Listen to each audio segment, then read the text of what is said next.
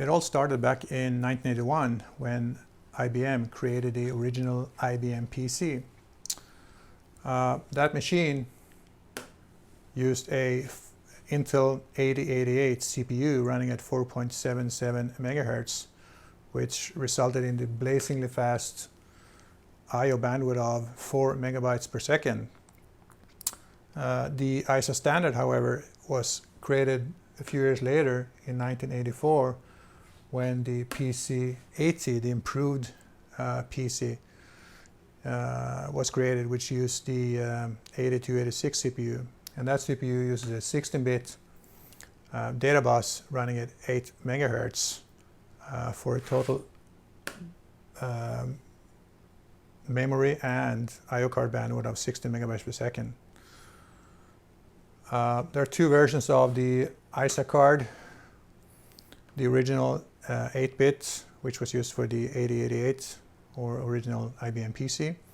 And you also have the 16-bit extended cards from the PC-80, which is technically only the ISA bus. The original one is not technically part of the ISA standard. Only the 16-bit one is actually spelled out in the standard, but commonly we call both of those card versions the ISA card. So depending on the actual CPU used, the 8088 or the 286, you can address either 1 meg or 16 meg of address range on the CPU bus and therefore also on the I/O cards. Both of these CPUs support 64K of address space. One of the problems, of course, is that the ISA bus is not very fast. It was an old design from 1980, essentially. And after about 10 years, when Windows came along and other GUI-based operating systems, the I/O bandwidth was not enough to support the advanced graphics cards that started to come along. So the graphic cards manufacturers came together and through their group, the VESA group, Video Electronic Standards Association, created a VL bus or VESA local bus, which essentially was again a direct attachment of the graphics card and any other card, I/O card that you wanted to directly connect with high performance, and they connected it to the CPU memory bus again. And because the top of the line CPU at the time was the 486 CPU running at 33 megahertz, that was the bus standard for the VL local bus. And the problem, of course, with doing that is that they married it to the 486 CPU bus protocol, and when other CPUs came out, particularly the Pentium, it used a different bus protocol, and the VL bus was no longer an option. It simply didn't work. Later on, IBM tried to create a future-proof and CPU-independent alternative to the ISA bus as part of their MCA microchannel architecture design. And we'll talk about that bus and the VL bus in some future slides. This slide shows the original IBM PC-80 motherboard from 1984. This is the board that uses a 8286 CPU. And you can here see the two different slots. This is the legacy original PC slot, and this is the extended, you can see the extension here, connector for the actual ISA slot, which is part of the ISA standard from 1984. So technically this is the only true ISA slot, but we refer to both as ISA slots and therefore ISA boards.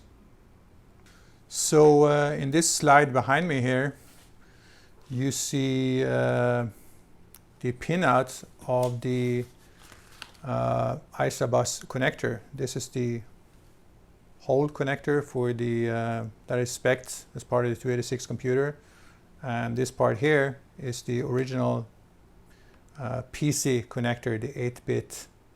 You have 8 data bits on this connector, and you have another 8 on this. So in total, you have 16 for the whole interface.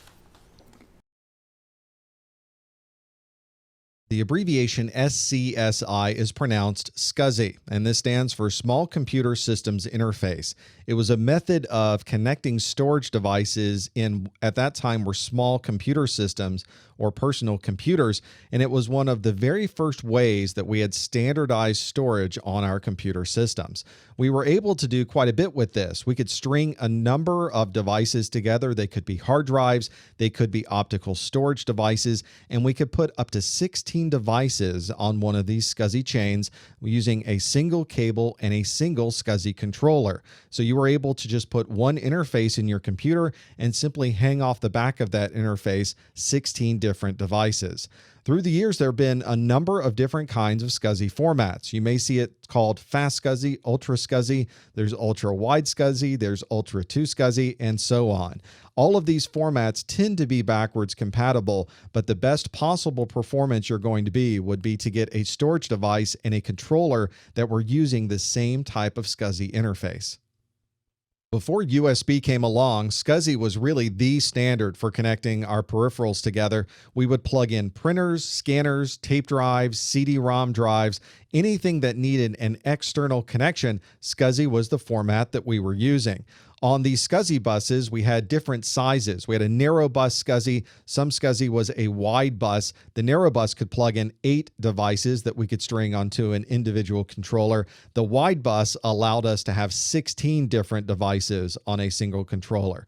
The part of SCSI that really makes it powerful is that the interface and the communication itself is very, very intelligent. It's very powerful. We were able to do a lot of different communication over that SCSI bus, and it was very simple to plug in. Even though we were able to control so many diverse kinds of devices, it was a single type of interface. We assign a number to it, and now we've got a SCSI connection on our computer. SCSI has been around for a very, very long time.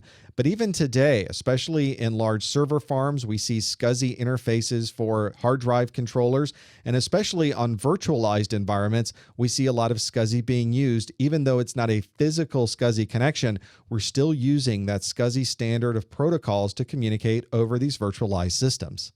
One particular piece of SCSI that was very important, especially early on in SCSI, was the termination. You could plug many devices in, but the last device had to have what we called a terminator on the end of the chain. That way, the SCSI communication knew exactly where the signal ended. Without a terminator, none of these devices would be able to operate properly.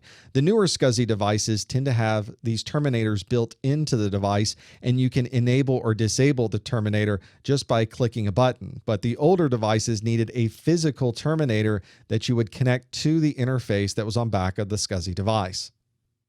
There are many different types of interfaces that you'll see for SCSI. They've changed quite a bit through the years. Here's an example of one. You can see this one happens to be an Ultra 3 SCSI connection, and you can see a PATA connection right next to it. They're almost the same size. The SCSI might be a little bit shorter. This is a view from above. If we were to look at it from the side, you can see the interface connector is a little bit different than the PATA or the SATA connections that we've used before. This SCSI connection has quite a number of pins associated with it. The cable that we would use to connect this would be something like this, where we would plug into the motherboard, and then there might be many different connections on that same cable where we could use all of these different SCSI devices and plug them all in at the same time. If we were to look closer, you can really see a lot of different pins being used. And on this particular SCSI connection, it was a higher bandwidth, so it needed a lot more pins to be able to communicate. But it may not be this type of connection that you would see with SCSI. Because they've changed so much through the years, you might see a DB25 connection that looks like a serial, or maybe even an older parallel connection. They all look very similar, but these are actually SCSI SCSI connections, you have to look very carefully to see the differences. Some connections are very clear that they're SCSI. This high-density 50-pin connection has locks on the side of it that connect in. That's very, very exclusive to SCSI. And some of these higher density connections as well really make you see that very quickly that's a SCSI connection. There's nothing else that looks quite like those connectors. When you're physically connecting SCSI devices to the SCSI cable that you have, whether they are inside of a computer or outside of a computer, you have to give each one of them a completely unique number. This is called a SCSI ID. So on that single bus, on that single connection coming out of an interface of a computer, we would provide different IDs. For instance, if this was your boot disk, maybe we'll give that SCSI ID 0. If there's a floppy disk or a scanner or an optical device, we might assign that a number 2. If there's a CD-ROM, we might assign that with a SCSI ID of 3. There's also a concept within SCSI connections called a logical unit. So within each physical SCSI ID on that interface, you might have logical units inside of this. This was very common to see if you were plugging in an external SCSI storage device that had multiple hard drives inside of it. You would give the storage device itself a SCSI ID, and then there would be logical units assigned to the individual drives within that single physical device. You also see this quite a bit when you're working with virtualized systems. As I mentioned earlier, the signal that is at the very end of the SCSI bus has to be terminated. There might be a physical terminator, or it might be a termination functionality that's built into the hardware itself. If you ever see what we call SCSI attached devices that are serial attached SCSI, they don't have jumpers, they don't have terminators, they don't have settings. A lot of the more modern storage devices that we are plugging in over something called serial attached SCSI are completely automated in the way that they configure themselves on that SCSI bus. Here's an example of a legacy SCSI device. I think this is an optical device, but it could be a hard drive, it could be a scanner, it could be anything else. Generally, we see two different types of connectors on the back of the device. One of them generally is the connection going in. You can see it written on the back of the device, where we would plug in the in connection from our computer. If we had additional SCSI devices, we would use this out connection to keep the string going, to keep that daisy chain going throughout the connection. If this was the end of the line, if this really was the last device in this SCSI chain, this is where we would plug in the terminator. If this was a device that had the termination built in, there would probably be a connector on this device, or a button you could push to say this was the terminating place. And you can also see the SCSI ID number built right into this as well. There's little buttons that would allow you to change that SCSI ID. So when this device plugged in and communicated across the SCSI bus, everyone know that this device was SCSI ID number 6. Once you have everything plugged in, it looks a little like this, where you have a SCSI controller that might be ID 0. Here's SCSI ID 1. That's a hard disk. Here's another hard disk, and they're all chained together with different SCSI IDs. And at the end of the chain is a terminator. Usually these terminators even have a little light so you can see that they are active. Here's a picture of what a SCSI terminator might look like, so you can look at the back of your devices and see if you have one of those. That term daisy chain actually came from this idea of taking daisies and connecting them to each other, and you could wear them as bracelets or wear them on your head. And that same daisy chaining was how we came up with this idea of plugging in all of these devices one to the other to create that chain of devices. The back of the SCSI drive looks very similar to the back of any other hard drive. It's just using a very specialized SCSI connection on the back. Usually you have jumpers that can help you designate what the SCSI ID of this drive happens to be. And here's traditional power that you might find so that that drive can be powered up on the inside of your computer. If this was an external device, then you have external power. You usually have options for setting your SCSI IDs that we saw on the SCSI device earlier, and the interfaces for going in and out of that SCSI connection. The connection of the SCSI device on your motherboard looks very similar to PATA in that we've got a connection on the motherboard and multiple interfaces on SCSI. But of course, with PATA, we are limited to 2 individual devices, whereas with SCSI, especially the wide bus SCSI, I can connect up to 16 devices, and you would simply find the closest connector to you and plug it in. It doesn't matter where along this particular cable we plug in our SCSI device. The determination of how this device communicates is associated with the ID that you assign to the SCSI device. So you simply plug into the closest connector to you and plug in all of your different SCSI devices, make sure they have different SCSI IDs, and your SCSI communication is now complete. Once you follow those rules, SCSI is very simple to get running, and it's going to provide you with a lot of flexibility to plug in multiple storage devices.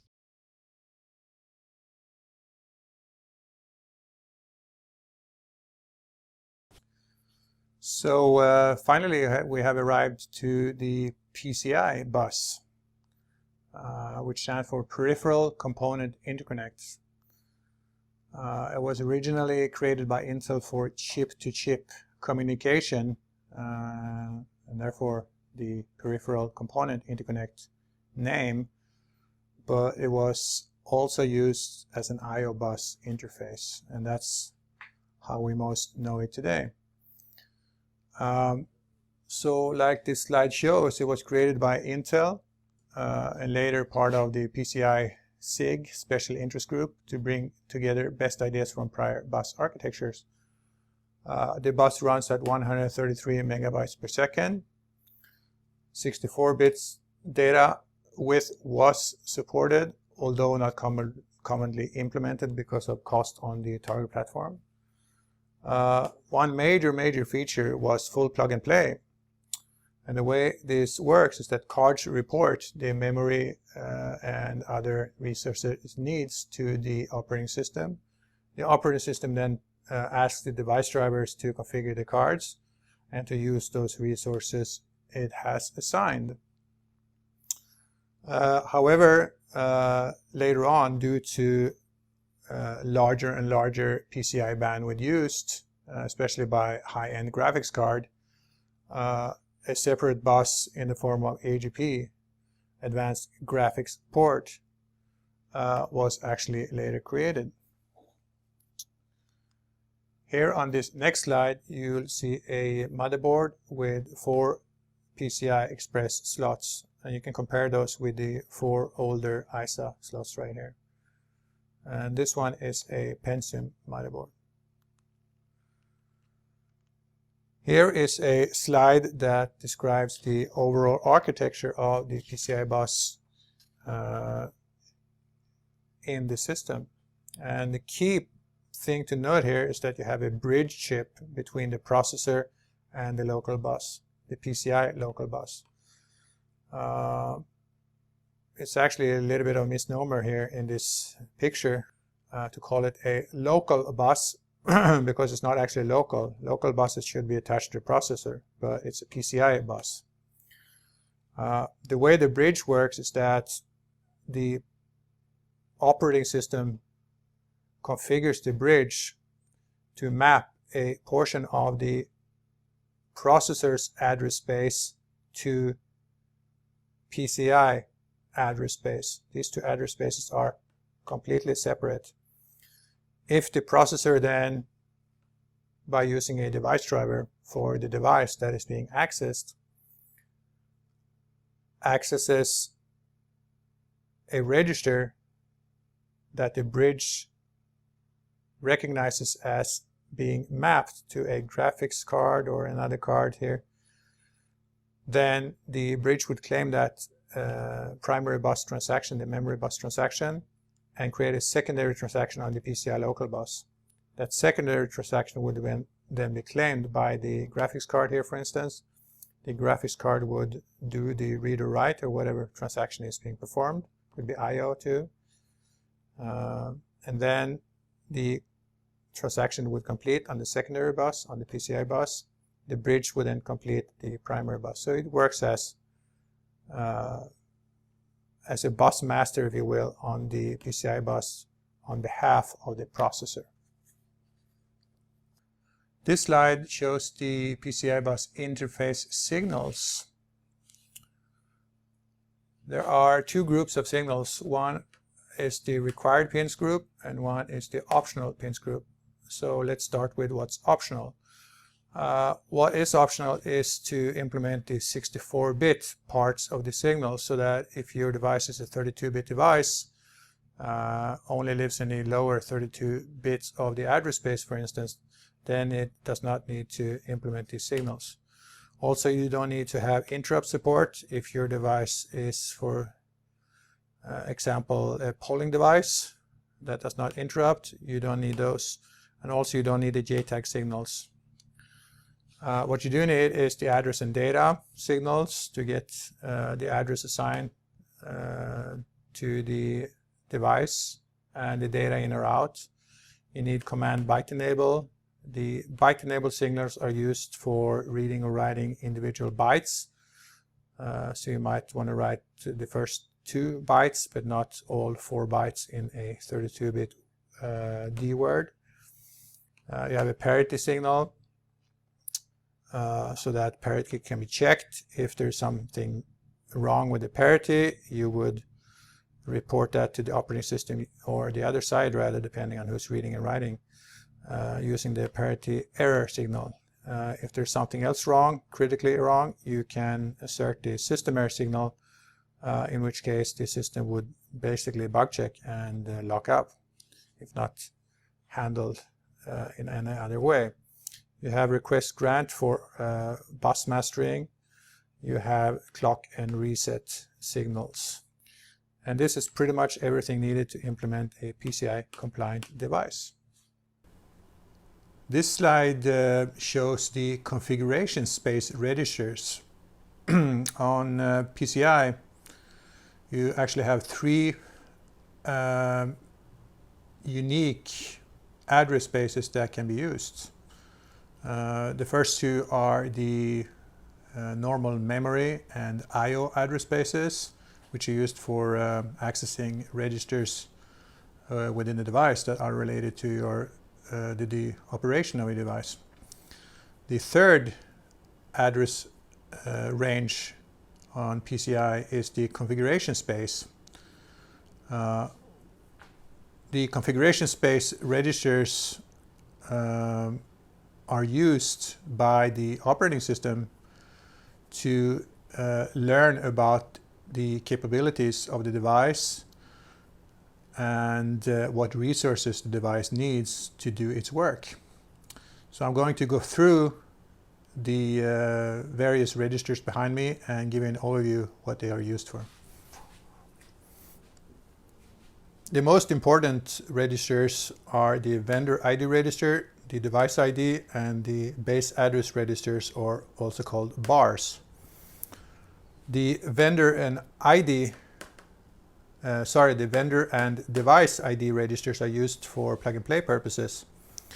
The operating system goes and reads these 2 registers on all devices to learn the manufacturer and what type of device it is, and based on that information, it would match that with a device driver that will configure the card. The base address registers are used for letting the operating system know what memory and I/O ranges are needed by the card to do its work. So how this works is that the operating system reads the type and size required for each register bank. You might, for instance, have 4 kilobytes of I/O space, and you might have another 8 kilobytes of memory mapped space that the card needs to do its work. So the operating system goes and reads the size of it and determines a location within the overall memory space of the system, and then writes that the base of that address, and that's why it's called base address registers, the base of the start of that range within the system memory, writes it in those registers, and therefore later the operating system and device drivers will be able to learn what register addresses to write and read to access functionality within the device. The revision ID register is simply used to tell the device driver whether there are any revisions to the hardware that the driver needs to be aware of. This class code is used for standard type devices such as IDE controllers or maybe VGA graphics cards, and that allows the operating system to assign operating system provided drivers, for instance standard VGA driver for a graphics card. If you do that, you don't need the exact driver supplied by the vendor. You can use a standard class driver for that particular device instead. Cache LAN size, latency timer, and built-in self-test I'm not going to talk much about. The header type is a field that describes whether this particular device is an end point device, whether it's a bridge or whether it's some other type of device. Normally that would be header type 0, which is just a regular endpoint device, but type 1 is for bridges and so on. Type 2 is actually for card bus devices. Subsystem, vendor and device ID. I'm not going to talk much about that. Expansion ROM base address, that's if you have a device like an Ethernet controller that you could boot from, or a disk controller with supplied ROM, then this will actually point to the location of that code further in memory beyond this header space here. Capabilities is something that does the same thing. It points to other structures in memory that spells out particular capabilities of the device. And that's essentially a linked list in memory that you can walk. Interrupt line and interrupt pin is used, those registers are used for assigning interrupts to this particular device in case the device needs it. Minimum and maximum latency and min grant, max latency, that's used for bus arbitration. Essentially higher priority devices gets access to the bus sooner and so forth. I hope that gave you a little bit of overview how this works.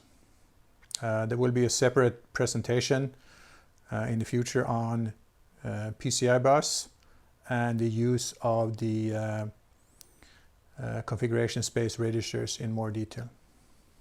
After about 6 years of use of the PCI bus, the extended PCI or PCI-X specification was released. And I will spell out some features of the PCI-X bus in this slide. The main performance improvement made in the PCI-X bus was that the clock frequency was increased from 66 to 533 megahertz. That eventually made the maximum bandwidth jump from about 133 megahertz as in the original PCI spec up to 4.2 gigabytes per second. Unfortunately, when you go to the high clock frequencies, the number of devices that can load the bus goes down from about 6 devices as in the original PCI to just 1 device. Essentially, it's no longer a bus but a point-to-point protocol then. IBM, Compaq, and HP, as part of PCI SIG, they were driving the development of the PCI-X spec. Intel wanted a better option, and actually they were working on PCI Express, not to be confused with PCI-X. PCI Express will be explained in future slides. There are some protocol improvements over PCI in PCI-X. Here are the main features. There's a split response transaction that did away with polling on the bus, so that increased the efficiency of the bus. You have MSI, signal interrupt, MSI, message signal interrupts. So you can signal interrupts by writes directly to the PCI bridge rather than use dedicated int-x interrupt lines. Due to higher cost, just like in PCI, only server pieces normally use 64-bit PCIX. Desktop systems for regular consumer use normally stayed with 32-bit and also 32 megahertz PCI cards. And later the desktop systems also went directly from PCI to PCI Express, so they never implemented the PCIX. PCI Express is actually a very low cost solution, although also very high performance, as we'll see later. Some of the problems with going wide, as in PCIX, 64-bit wide buses with very high frequency, is that with high frequency it's very hard to keep the length of the traces in the buses the same, and if they don't if they're not correctly length matched, then you have a problem with the setup and hold timing of the signals, and I will explain what that means in a later slide. And also one of the issues here with wide buses in general is that it ties up a lot of I/O pins on the chipset, which limits the overall chip functionality, and that's one of the main features in PCI Express that we'll talk about later, is that it only uses 2 signals per direction for a very high frequency serial bus instead. In this slide it is shown that there are different keying on PCI cards depending on the voltage that the card can work with. So if you have a card that only works with 3.3 volts, you have only this key right here, and the same goes for 5-volt cards. You have this key in here. There are some cards that are universal, which means that they have dual voltage drivers and receivers, so they can work at any voltage, and you have the keying in both locations. Essentially, you don't have to worry too much about the keying. If the card fits in a slot, it will work. And this slide talks a little bit more about the setup and hold timing skew between signals. Essentially, this is an electrical engineering issue with digital design, which says that if you have a digital signal that you clock in a flip-flop, you have to have the signal stable within outside of the invalid voltage zone, so it either has to be a clear high or a clear low a certain time, which is the setup time from here to here before the clock signal comes around to latch the signal. And the same goes after the clock signal. The data signal has to be stable during this hold time. If you have too little setup time, too little hold time, then you will end up with a situation called metastability, and that essentially means that you don't get the logic level that you expect, and it might be random. It might actually change after some nanoseconds. Chaos will surely ensue. And finally, we have reached the year 2004, where PCI Express was introduced on the PC platform. Behind me, the slide shows some of the major features of PCI Express. Since I will cover PCI Express in depth in a separate presentation, I will just briefly give you an overview here. For the details, please see that separate PCI Express 101 presentation. So the first thing to note about PCI Express, it is actually not a bus, but a point-to-point link. The reason for that is that in order to communicate with high-speed serial data on a gigabit per second rate, you actually cannot use a multi-drop bus. like in PCI Express. The signal integrity and ringing and reflections would completely ruin the signal integrity for the high-speed serial link. Another feature with PCI Express is that the clock is encoded within the serial data stream. And the advantage with that is that the receiver can synchronize its local receiver clock to the same clock that was used to send the data out with. And note that you can do that without carrying a separate clock signal like for other common clock or source synchronous clock buses. And the way this is done is through a clever encoding of the data using an 8B 10B encoding algorithm, which was actually created by IBM back in 1984 and used in fiber channel and other serial link protocols. So the 8B 10B encoding was simply reused within PCI Express. It was proven and it worked well. PCI Express is software backwards compatible of the configuration space registers, which of course, as previously explained, is used by plug and play. And that means that the operating system and drivers cannot see, just by looking at the registers, that the card is a PCI Express card. It looks the same as a PCI card.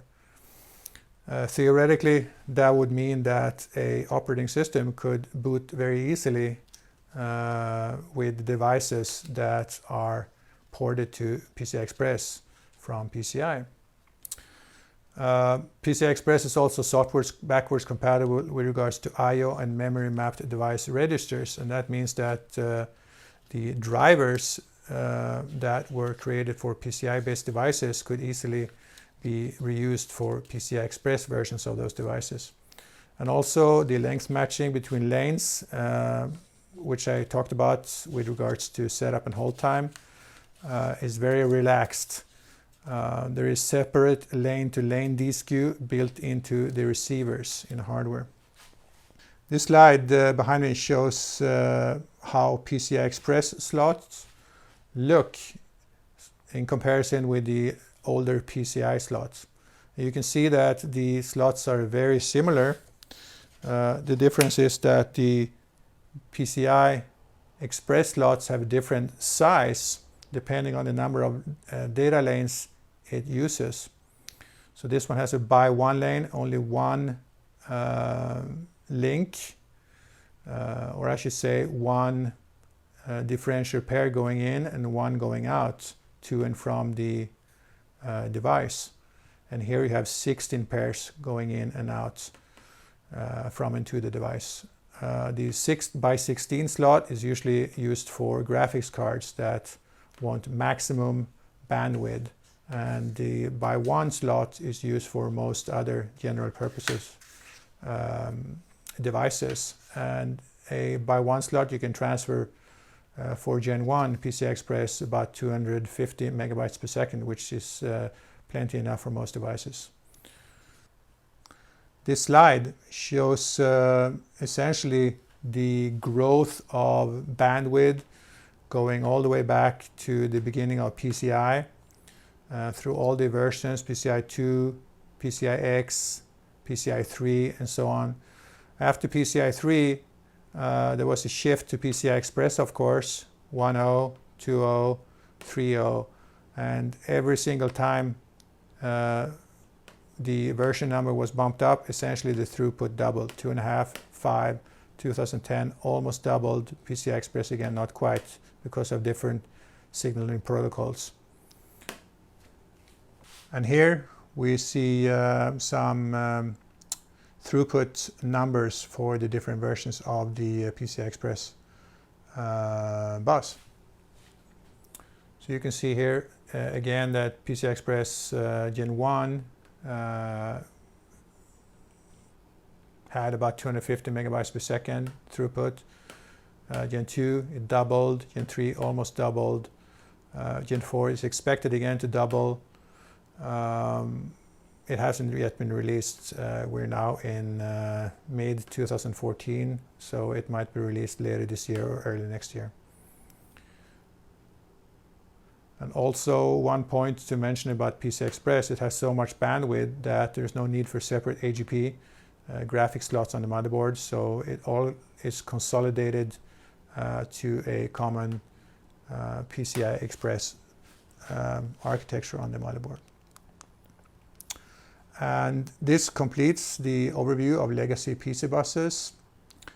And to learn more where we left off, please see the separate presentation PCI Express 101, in which I will be covering many technical details of PCI Express and how it is very different from the parallel buses that preceded it. Thank you very much.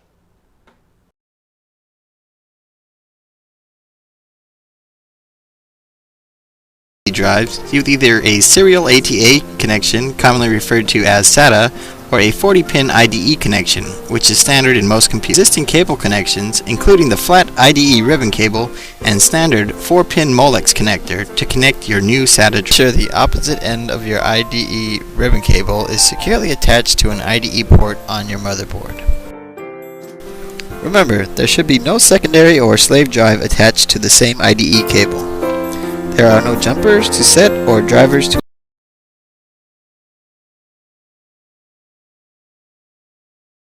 This is a 256 gig solid state drive that is using SATA connections to be able to communicate. And we'll look closer at what that might look like. SATA stands for serial AT attachment. That AT attachment being that older AT computer, one of the original style computers, and we've kept the terminology through the years. Although the original computers are well beyond us, we have this serial AT attachment to have some comparison back to the older parallel AT attachment, or PATA.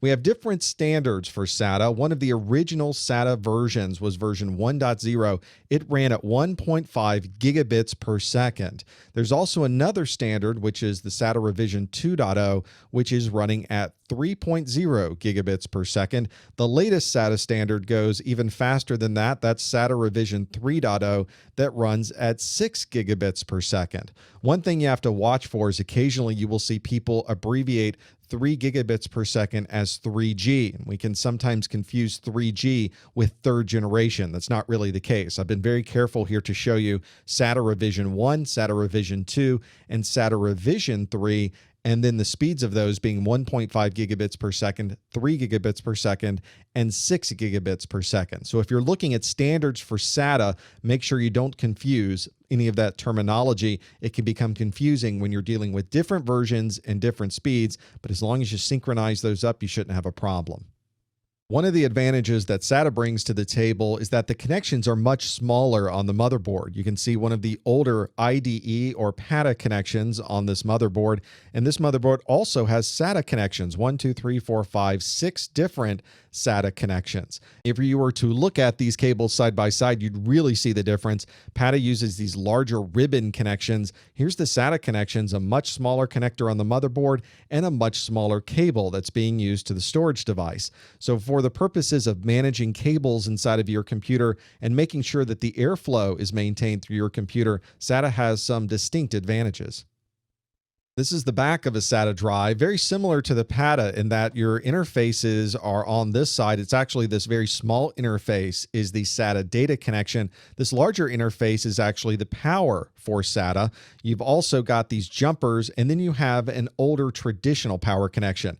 This drive was built for a computer that may be transitioning between PATA and SATA, and they gave you the option you could either plug in with the newer SATA power, or you could plug in with the older 4-pin Molex connector onto this drive. You would only choose one of those. You wouldn't need to plug both of those in. One of the advantages with SATA, however, is there's the capability on a number of drives to do hot swapping. You could unplug this drive while your system was powered up and plug it back in. That would be something you would not commonly do, and you would certainly want to take proper precautions when you were doing something like that, but it is part of the SATA standard. If we were to look at the top of the drive itself, it would give us that documentation of what we just saw with the power on one side, our serial connection, which is the data connection to our motherboard, the jumpers that are on the side, and there's a legacy power connection built in right into the documentation on the top of the drive. If your power supply had some of the newer SATA connections, you would simply plug the power connection into the SATA power and you would plug your data cable into the SATA connector on the drive. If you have an older power supply, then you would plug it in very much like this picture shows, where you still have the same data connection, but you would use this legacy Molex power connector to make sure the drive was operational.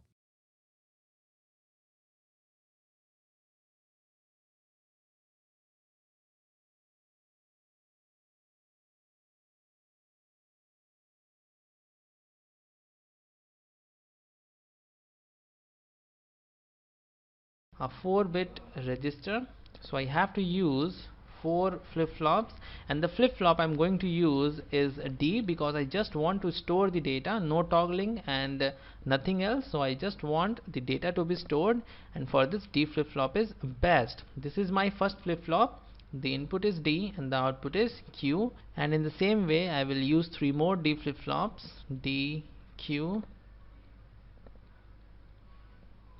and there will be a clock that will govern the operation, and this is my clock.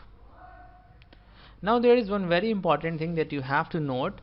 The clock is internally connected and applied at the same time. This clock is connected to all these 4 flip-flops internally and applied at the same time. In sequential circuit, clock pulse is not generated individually for every operation, but it is generated and given to all the operations.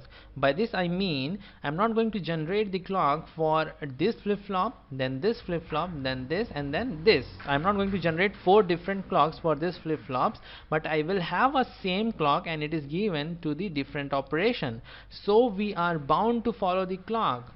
We are bound to follow the clock,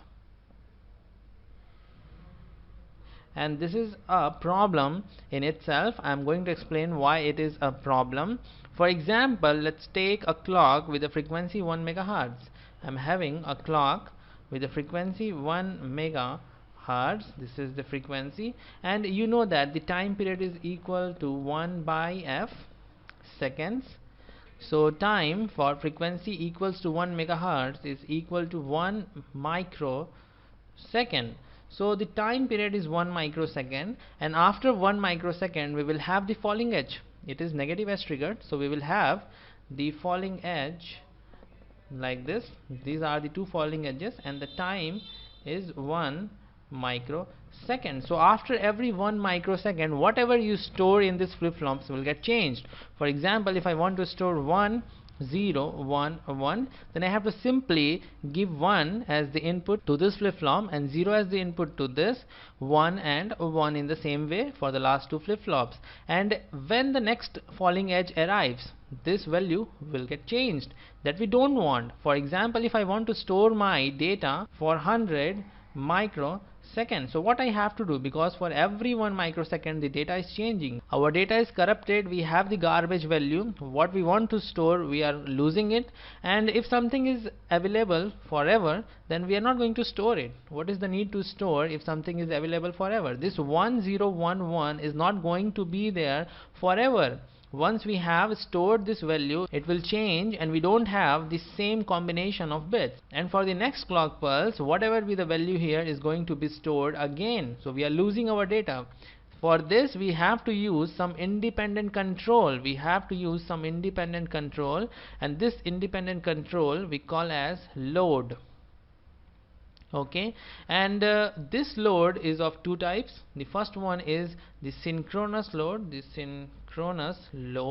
and the second one is obviously asynchronous load. For synchronous load, the flip-flop will be operational when the clock is high and also the load is high, but in case of asynchronous, only the load is high to change the value stored inside. So this is the independent control that is in our hand. When we make this load high, the data will change irrespective of the value of the clock. So what I will do, if I want to store a particular data 1011 for 100 microsecond, I'm going to make this load low for 100 microsecond. Like this is the clock, and let's say this time is 100 microsecond. So I will make my load low for this 100 microsecond. This is my load and it is low for the 100 microsecond, and there will be no change in the register. The value stored is not going to change. It will be 1011, and there will be clear input. You already know what is clear input. It will reset our flip-flops, and in this case it is going to reset all the values of the 4 flip-flops. This clear is connected inside to all these flip-flops. So this is a brief introduction about the registers, and in the next presentation we will see the data format and classification of registers. This is a very important thing that I have explained you right now, especially this load. This load is our independent control, and we don't want to lose our data for every passing clock pulse. That's why we use this load. So this is all. See you in the next presentation.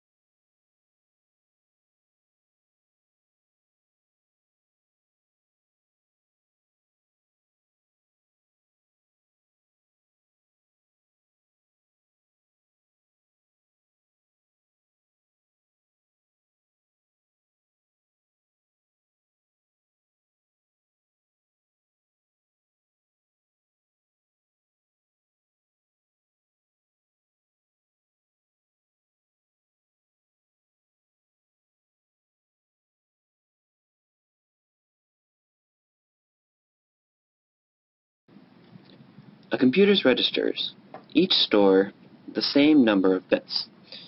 When we want to manipulate what is stored in these registers, the register file will be instructed to send the contents of 2 registers to the ALU. In this example, the registers are 8 bits in length.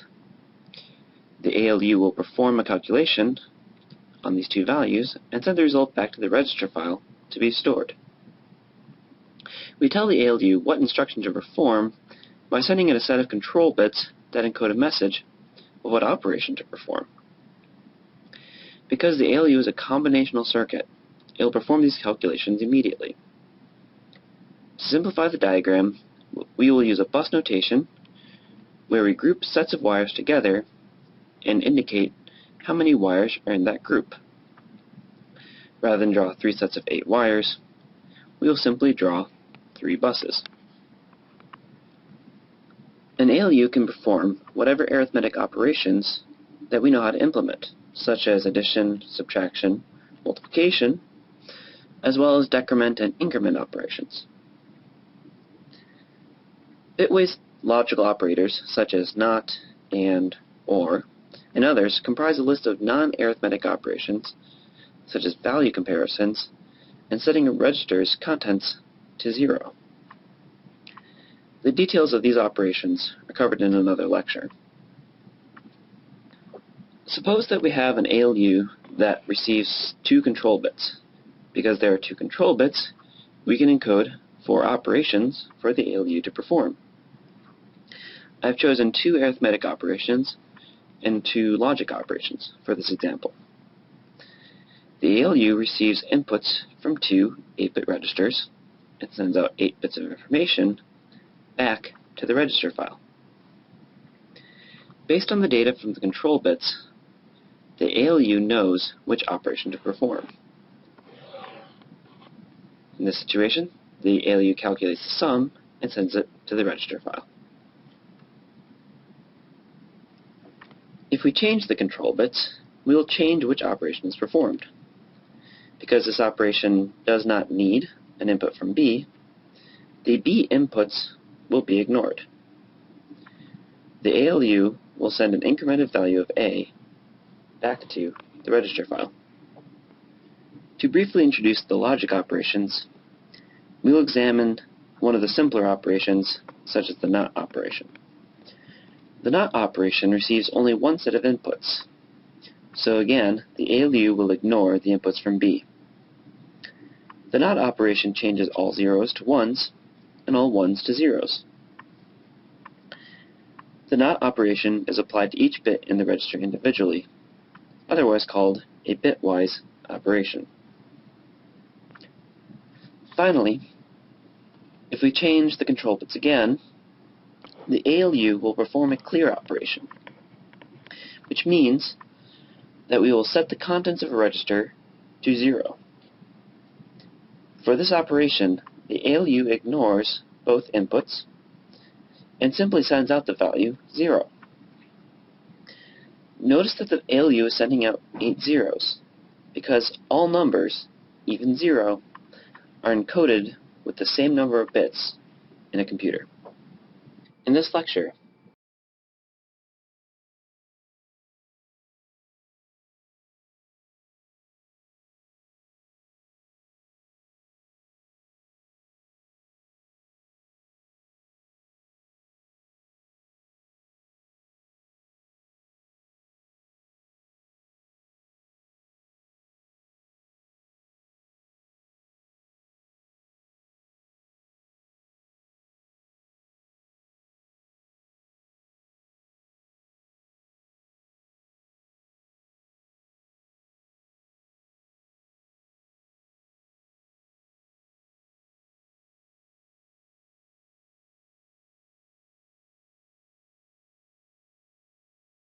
the cover of the CPU and zoom in to see what happened to Arithmetic Logic Unit, or ALU for short.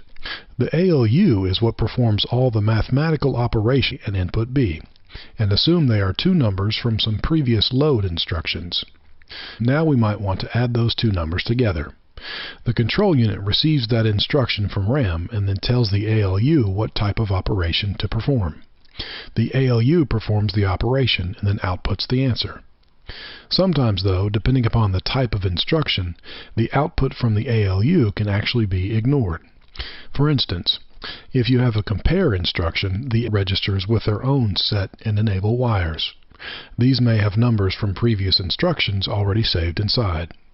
So the control unit will then turn on the set wire of the particular register that it wants to save that number to, and that number will be saved in that register. Afterward, the control unit will then turn off the enable wire from the first register and clear the bus. The 4 registers at the top are just used for storing numbers between operations, so they have output wires that go directly back onto the bus. So now we have moved a number from one register to another just by turning some wires on and off. That's the advantage of the bus, easily moving numbers between components. The disadvantage of the bus is that you can only have one number on it at a time. Because of this limitation, the Arithmetic Logic Unit uses a temporary register for input B.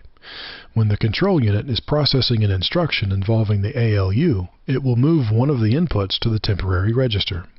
The temporary register has no need for an enable wire since it only outputs to the ALU and doesn't conflict with any other registers. The other input to the ALU comes directly from the bus. The control unit will enable another register, and that number will become input A to the instruction itself is in another register called the instruction register. By the way, the input wires from the bus won't affect this register since the instruction was already saved in a previous step. This register, like the temporary register, also has no need for an enable wire since it just outputs to the control unit. Based upon this instruction, the control unit then tells the ALU what type of operation. For that, we use the flags that we talked about earlier. Each flag is just a wire that turns on or off depending upon whether or not a certain condition is true. Inside the Scott CPU there are 4 flags, and we'll look at 2 of them now. The A is larger flag will turn on if input A is larger than input B. If the inputs are the same, then the equal flag turns on, and if both of these flags are off, that means input B is larger. But in this case, the equal flag is on, so that means both inputs are the same. Once the compare instruction is over, we still need to use the flags for the next instruction, so we'll save them to a register that only has 4 inputs and 4 outputs, this register.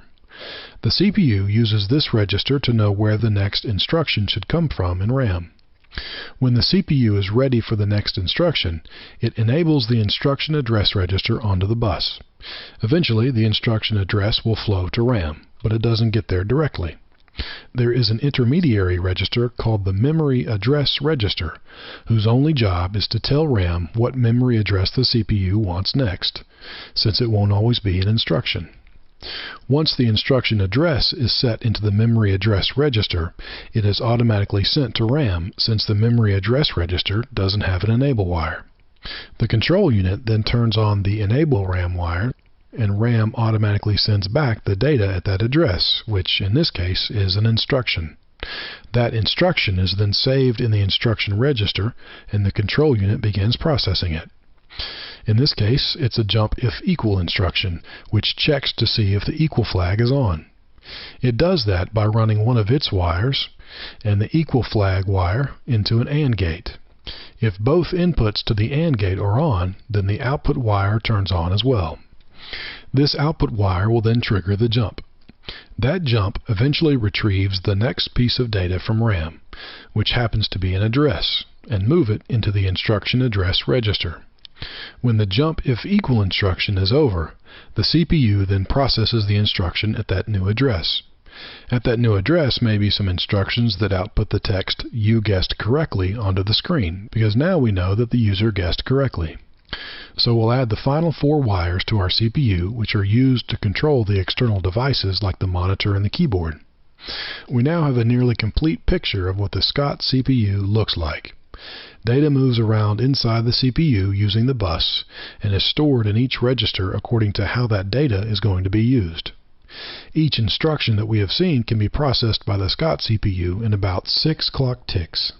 Modern CPUs can process multiple instructions per clock tick, meaning that the computer you're using to watch this video is likely processing tens or even hundreds of billions of instructions per second. That phenomenal speed is accomplished by using more than one of each component and making sure that all the components are active as much as possible. This makes modern CPUs much more complicated than the Scott CPU, but they are still fundamentally doing the same things as the Scott CPU. So now let's zoom back out and we can see all the wires that run back out to the pins on the chip. On the right are the set RAM and enable RAM wires. On the top are the RAM address wires. On the bottom are the data wires that run to both RAM and the external devices. And on the left are the input-output control wires. So let's zoom back out. Chào các bạn. Thì hôm nay chúng ta sẽ đi tiếp phần thứ hai trong cái loạt bài mình nói về đó là CPU. Thì ở bài trước thì mình đã trình bày cho các bạn về một yếu tố quan trọng mà khi chúng ta quan tâm về thông số kỹ thuật, đó chính là bus. Và bây giờ mình sẽ nói về cái thông số thứ hai, chính là bộ nhớ đệm. Đây chính là cách. Và các bạn lưu ý khi để hiểu được cái clip này thì những bạn nào chưa coi phần 1, nghĩa là cái phần mình nói về bus á, thì các bạn coi qua đó nha. Rồi các bạn hãy coi tiếp phần này. Rồi, bây giờ thì mình xin được phép bắt đầu. Rồi, đầu tiên thì mình sẽ giới thiệu sơ qua về phần khái niệm bộ nhớ cách này. Thì các bạn lưu ý là một chiếc vi xử lý của chúng ta luôn tồn tại ít nhất 2 bộ nhớ đệm là L1 cách và L2 cách. Ở những dòng CPU đời cao hiện giờ thì chúng ta sẽ có thêm một khái niệm về L3 cách nha. Rồi, cách của chúng ta là bộ nhớ đệm. Vậy thì cái bản chất của nó giống như là RAM. Thì đối với RAM thì chắc hẳn các bạn đã biết rồi. Khi mất điện thì những thông tin lưu trữ trên RAM sẽ mất hết. Và cách nó cũng sẽ tương tự như vậy. Cái này có thể dễ thấy là ở máy bàn. Khi mà các bạn chưa cắm điện nha. Mình ví dụ khi các bạn chưa cắm điện, rồi các bạn bắt đầu mới cắm điện vào, các bạn bấm khởi động máy, thì nó sẽ lâu hơn so với khi là ví dụ các bạn khởi động máy lên rồi, các bạn shutdown hoặc các bạn restart, thì cái lần khởi động tiếp theo á, máy của chúng ta sẽ khởi động nhanh hơn. Vì lúc này cách của chúng ta đã có điện nuôi, cho nên lần khởi động tiếp theo nó sẽ nhanh hơn so với lần đầu cách của chúng ta chưa có điện. Đó. Rồi, thì cách nó giống như RAM thì bản chất của nó cũng giống y hệt RAM luôn. Đó là về cái công nghệ sản xuất cách á. Thì đầu tiên thì trước khi nói về công nghệ sản xuất cách thì mình nói sơ qua cái công nghệ sản xuất RAM đã. Bởi vì công nghệ sản xuất cách này cũng giống như công nghệ sản xuất RAM.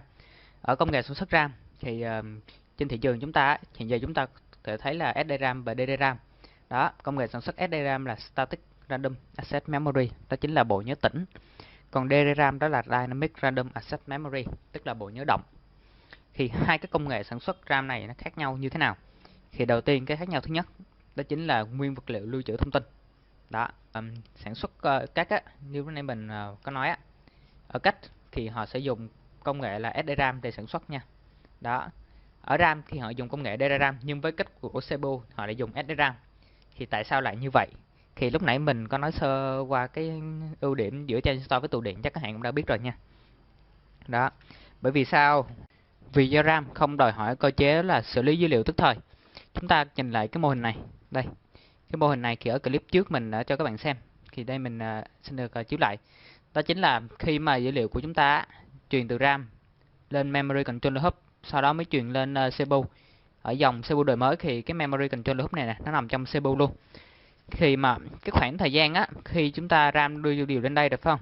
Rồi, từ đây nó sẽ đưa tiếp lên CPU. Thì khoảng thời gian mà từ Memory Controller Hub đưa lên CPU á, thì nó sẽ yêu cầu RAM sẽ nạp tiếp lên. Đó, cho nên chúng ta có thể giải quyết được cái độ trễ nhờ cái Memory Controller Hub này. Đó, chính là như vậy. Đó, khoảng thời gian mà từ đây lên đây thì sẽ yêu cầu RAM tiếp tục nạp lên. Cho nên chúng ta sẽ giải quyết được cái độ trễ. Rồi, vậy mà khi dữ liệu của chúng ta đã đưa được lên CPU này rồi, thì lúc này tốc độ CPU nó sẽ xử lý nha. Mà như các bạn thấy rồi, tốc độ xử lý của CPU rất là nhanh. Cho nên chúng ta không được phép có độ trễ. Đó. Và chính vì không được phép có độ trễ đó, người ta phải sử dụng cái công nghệ đó là công nghệ SDRAM. 100% là transistor vì không phát sinh độ trễ. Đó. Đó chính là lý do vì sao mà RAM họ đã dùng tụ điện và bộ nhớ cách CPU họ đã dùng transistor. Vì transistor này không có độ trễ cho nên họ bắt buộc phải dùng trong CPU. Bởi vì khi dữ liệu một khi đã nằm trên CPU rồi thì bắt buộc phải xử lý rất là nhanh với tốc độ rất lớn và không được phát sinh độ trễ. Đó. Rồi. Và các bạn cũng lưu ý là với bất kỳ một thiết bị nào á, nếu mà họ trang bị bộ nhớ cách thì họ sẽ dùng công nghệ sản xuất đó là transistor nha. Với Rồi, thì tương tự lớp L1 cách thì người ta cũng sẽ phủ lên ở phía trên L1 cách này nè, một cái lớp bảo vệ thứ hai. Cũng đến hàng triệu transistor luôn, và chúng ta sẽ có thêm là L2 cách. Đây. Ở đây mình vẽ để phân biệt L1 L2 nên mình ở màu nhìn nó hơi khó chút xíu, chứ thật ra cái lớp L2 của chúng ta nè là nguyên cả cái vùng mình đang rê chuột nè, thì phủ phía trên mà các bạn. Nên L2 sẽ nằm trên L1 phủ hết cái này trên này luôn. Đó, tương tự L3 sẽ phủ hết. Rồi. Thì như lúc này mình nói L1 cách của chúng ta rất quan trọng, nhưng mà các bạn thấy là dung lượng của nó rất là thấp. Vì trong L1, L2, L3 cách thì L1 cách có dung lượng thấp nhất, nhưng mà nó là quan trọng nhất. Bởi vì tiết diện của L1 chúng ta thấy nó rất là bé. Đây, L1 cách chỉ có khoảng chừng này thôi. Đó, L2 cách của chúng ta là nguyên ở vùng này luôn.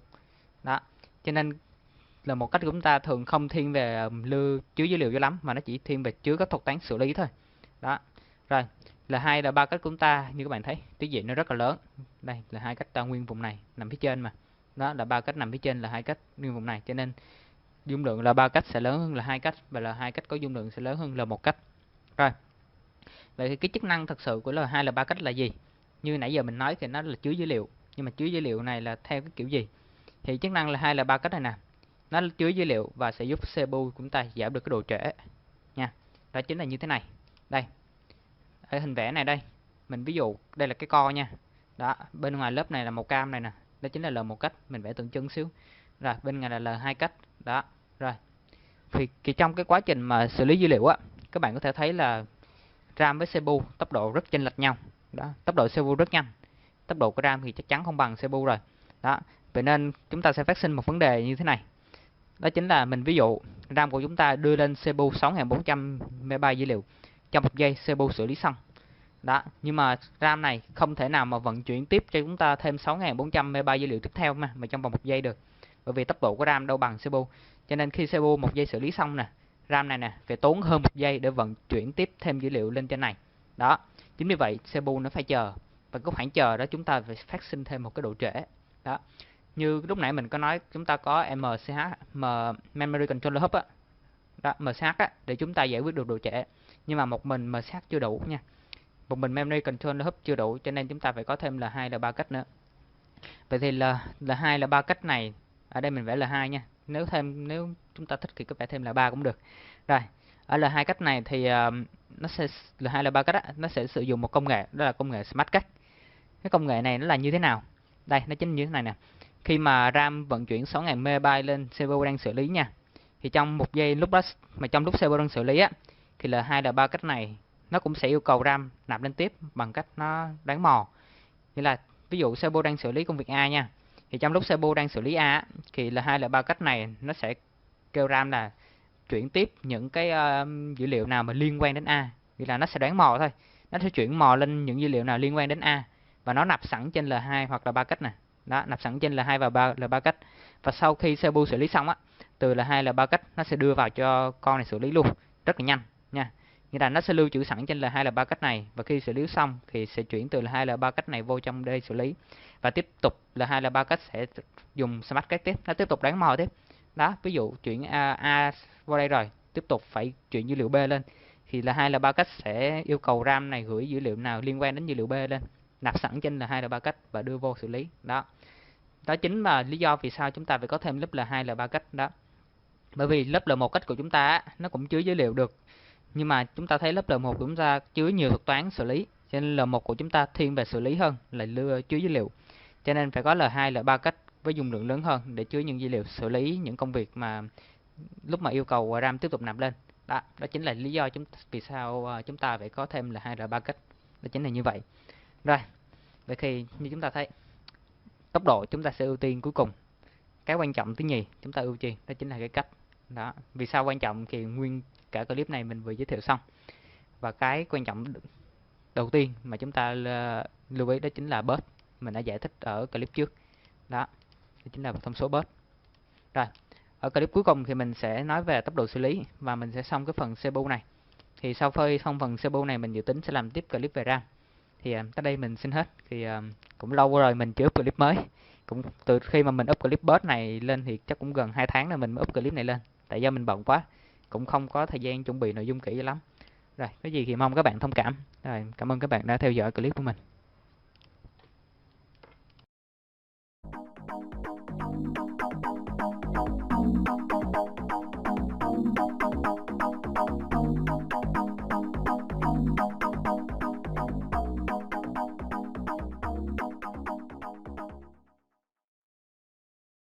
RAM, or Random Access Memory, is temporary memory, and it's installed on the motherboard in the memory slots.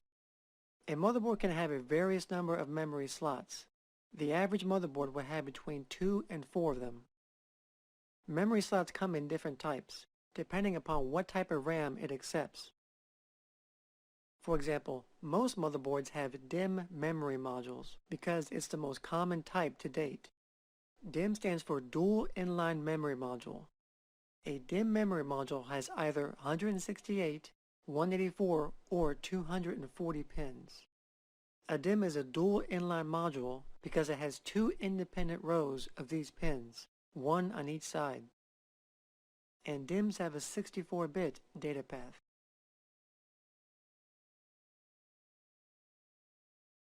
Another type of memory module is a SIMM. SIMM stands for Single Inline Memory Module. A SIMM is an older technology and has since been replaced by the much faster DIMM.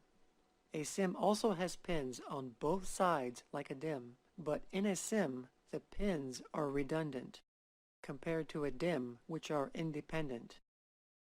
A SIM will either have 32 or 72 pins, and a 32-bit data path.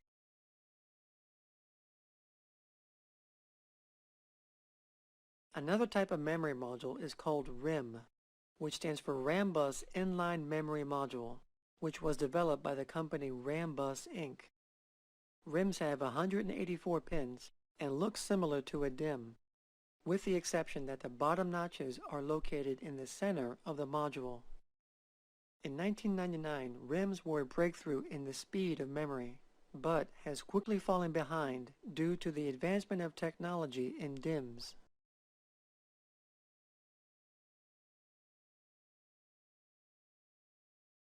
Now the term 32 or 64-bit data path refers to the number of bits of data that are transferred in one cycle. The more bits that are transferred in one cycle, then the faster the computer will be. A single bit or 1 bit of data is the smallest form of data that a computer reads, because in the computing world, a computer only understands ones and zeros, which is represented by a single bit of data. Now there's also the term byte, and 8 bits is equal to 1 byte. So if a memory DIMM is rated to have a 64-bit data path, then that means that it has an 8-byte wide data path, or bus, because 64 divided by 8 equals 8. And if a memory SIM that is rated to have a 32-bit data path, then that means that it has a 4-byte wide bus, because 32 divided by 8 equals 4. So that's why DIMMs are faster than SIMs. Now this information will be useful in an upcoming lesson on how we determine the exact bandwidth of memory modules.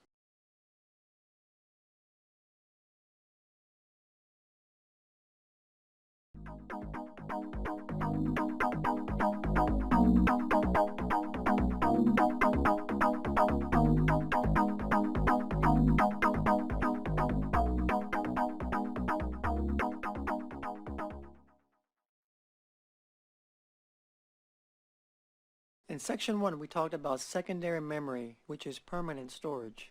This dealt with hard drives. Now we'll talk about primary memory, or temporary storage. This is called RAM. RAM stands for Random Access Memory. In order for data or a program to run, it needs to be loaded into RAM first. So here is how it works. The data or program is stored on the hard drive. Then from the hard drive, it is loaded into RAM. And once it's loaded into RAM, the CPU can now access the data or run the program. Now, a lot of times, if the memory is too low, it might not be able to hold all the data that the CPU needs. And when this happens, then some of the data has to be kept on the hard drive to compensate for low memory. So instead of data going from RAM to the CPU, it has to do extra work by going back to the hard drive. And when this happens, it slows down the computer. So to solve this problem, all you need to do is increase the amount of RAM on the computer. And by increasing the memory, all the data can be loaded into RAM without the need of constantly accessing the hard drive. And the result is a faster performing computer.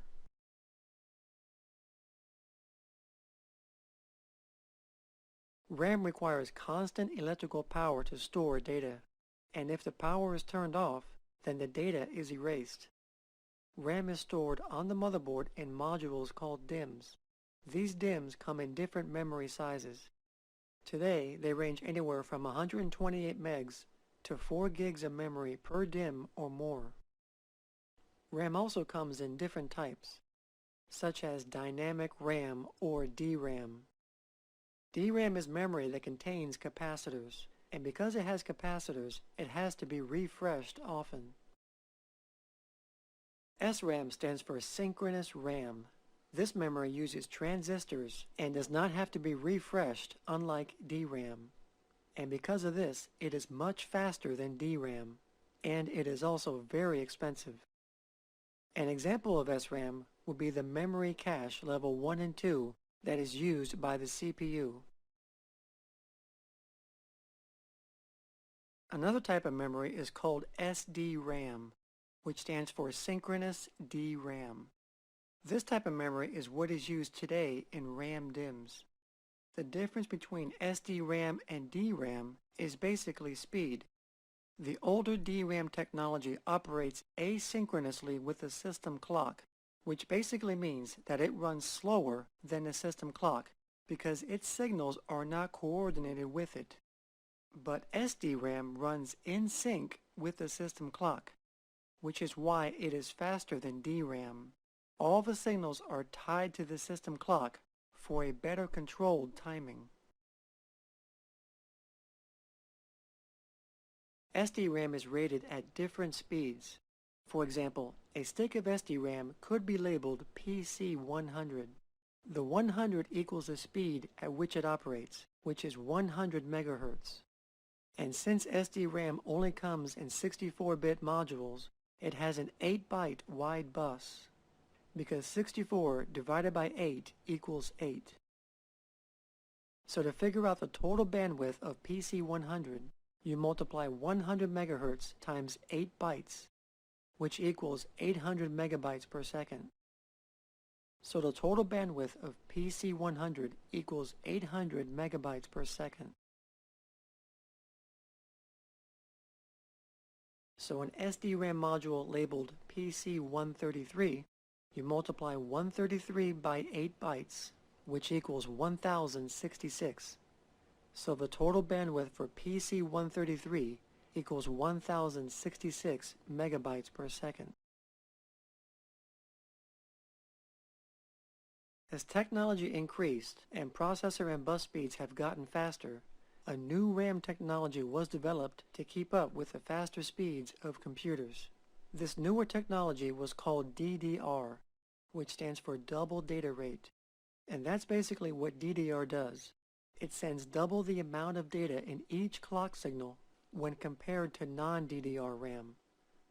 Non-DDR or single data rate RAM uses only the rising edge of the signal to transfer data. But DDR uses both the rising and falling edges of the clock signal to send data, which makes DDR twice as fast.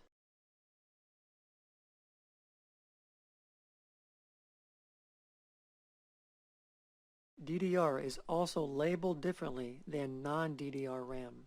Instead of including the clock speed in its name, like PC133, where 133 equals the clock speed, DDR uses the total bandwidth instead.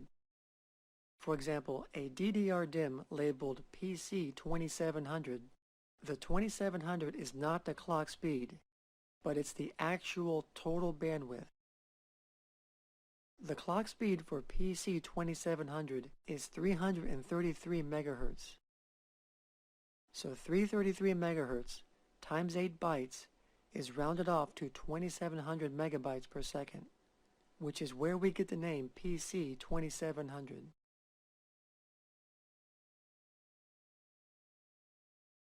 Another example is PC3200. PC3200 has a clock speed of 400 megahertz, so 400 times 8 equals 3200, which is where we get the name PC3200. A new technology that has succeeded DDR is DDR2. DDR2 is faster than DDR because it allows for higher bus speeds, and it also uses less power than DDR. A DDR2 DIMM has 240 pins, compared to 184 pins on DDR. Some examples of DDR2 are PC2 3200 and PC2 4200.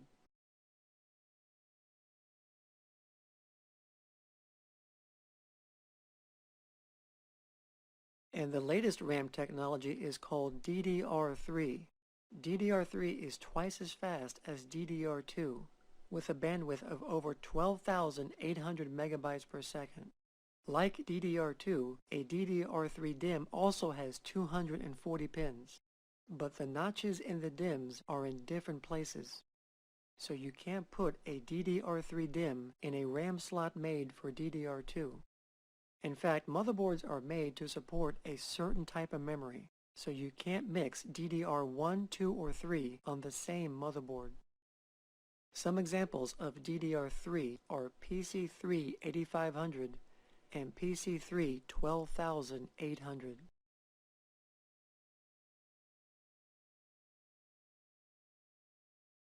Another type of memory was called RDRAM, which was developed by Rambus Inc. And they developed the RIM, which stands for Rambus Inline Memory Module. RIMs have 184 pins and look similar to DIMMs, with the exception that the bottom notches are located in the center of the module. In 1999, RIMs were a breakthrough in the speed of memory, but has quickly fallen behind due to the advancement of technology in DIMMs. When RDRAM debuted in 1999, it ran at 800 MHz, which was considerably faster than SDRAM, which ran at 133 MHz at that time.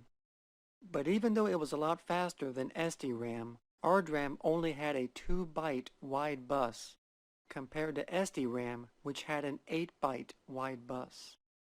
So if you multiply the speed of RDRAM, which was 800 MHz, times the bus width, which was 2 bytes, you would get a total bandwidth of 1600 megabytes per second.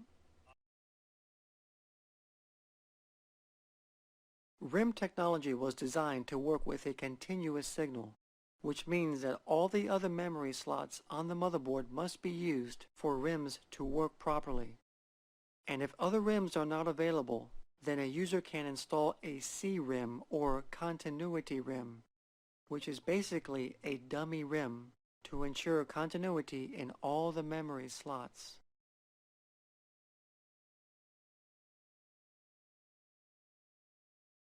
To meet the higher demands of faster processors and memory controllers, a new technology was developed called dual channel mode. Dual channel mode requires a pair of identical DIMMs installed on the motherboard, which allows the memory controller the ability to communicate with 2 DIMMs simultaneously, which increases the speed of accessing the memory. In order for dual channel to work, the motherboard must be equipped to work in dual channel mode, and the memory DIMMs must be identical to each other in speed, size, and features.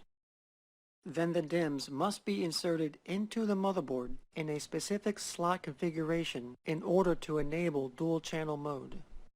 Typically, the memory slots will be color-coded to help assist in identifying where the DIMMs should be inserted. For example, here we have some dual channel memory slots. So in order for dual channel to work, you need to install a pair of identical DIMMs in the slots of the same color. In this case, we put a pair of DIMMs in the yellow slots.